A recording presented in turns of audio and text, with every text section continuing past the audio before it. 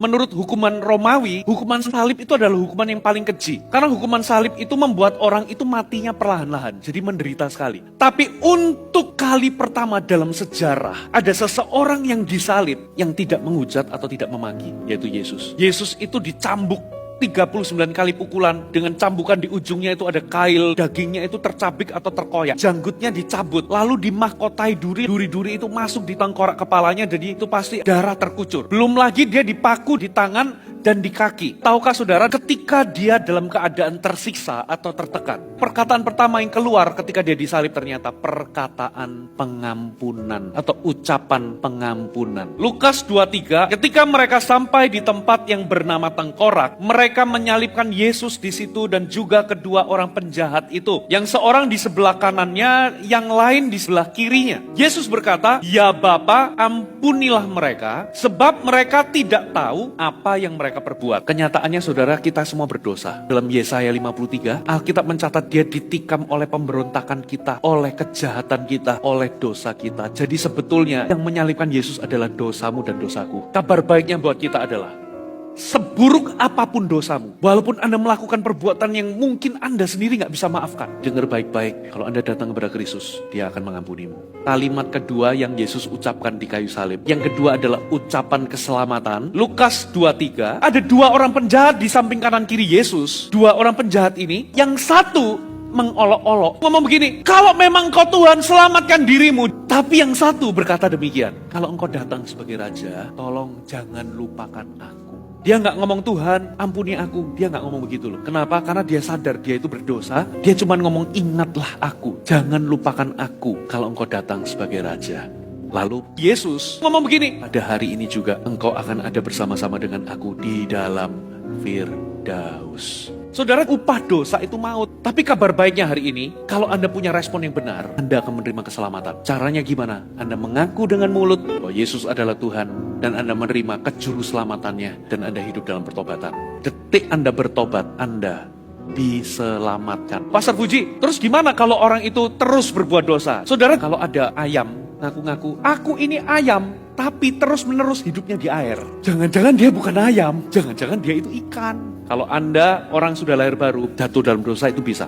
Tapi Anda nggak akan terus tinggal atau terus-menerus dalam dosa. Ayam bisa kepleset masuk ke kolam, tapi dia akan terus keluar. Yang ketiga adalah ucapan kasih. Coba kita lihat Yohanes 19 ayat 25-27. Dan dekat salib Yesus, berdiri ibunya dan saudaranya ibunya, Maria istri Klopas, Maria Magdalena. Ketika Yesus melihat ibunya dan murid yang dikasihnya di sampingnya, berkatalah ia kepada ibunya, "Ibu, inilah anakmu." Kemudian katanya kepada murid-muridnya, "Inilah ibumu." Dan sejak saat itu, murid itu menerima dia di dalam rumahnya. Di tengah-tengah dia begitu kesakitan, tiba-tiba dia ngomong, "Ibu, ini anakmu." Lalu dia berkata kepada muridnya, "Ini adalah ibumu." Ini adalah ucapan kasih. Dari sini kita bisa tahu, Yesus itu gak pernah memikirkan dirinya sendiri. Dia masih pikirin orang lain.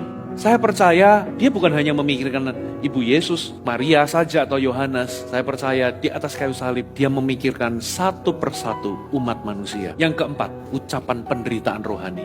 Markus 15 ayat 34. Pada jam 3 berserulah Yesus dengan suara nyaring, "Eloi, Eloi, lama sabachthani." Bapa, Bapa, mengapa engkau meninggalkan aku? Momen yang paling menakutkan bagi Yesus itu bukan mahkota duri, bukan diludahi, bukan dipaku, bukan dicambuk, tapi momen yang paling menakutkan adalah ketika dia terpisah dengan Allah, dengan Bapa. Dia dijadikan berdosa, dia menanggung dosa dunia hari ini. Saudara, kalau Anda bisa doa dan dijawab sama Tuhan, itu karena Yesus sudah tanggung di atas kayu salib.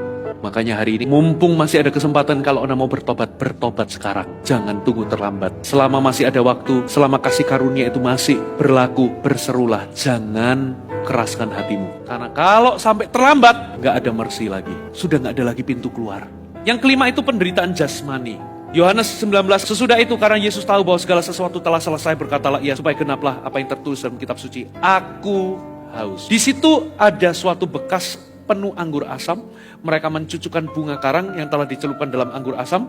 pada sebatang hisop lalu mengunjukkannya ke mulut Yesus. Yesus menolaknya. Apa maksudnya? Anggur asam itu ternyata itu adalah painkiller. Yesus gak mau minum itu karena Yesus ingin menanggung kehausan kita. Apa maksudnya? Inilah kehausan akibat dari dosa. Kehausan kita ini apa sih? Yang pertama itu adalah kehausan gak pernah puas. Anda berpikir dengan seks bebas, dengan dosa, dengan segala kenikmatan, Anda pikir Anda fulfill, tapi ternyata tambah haus.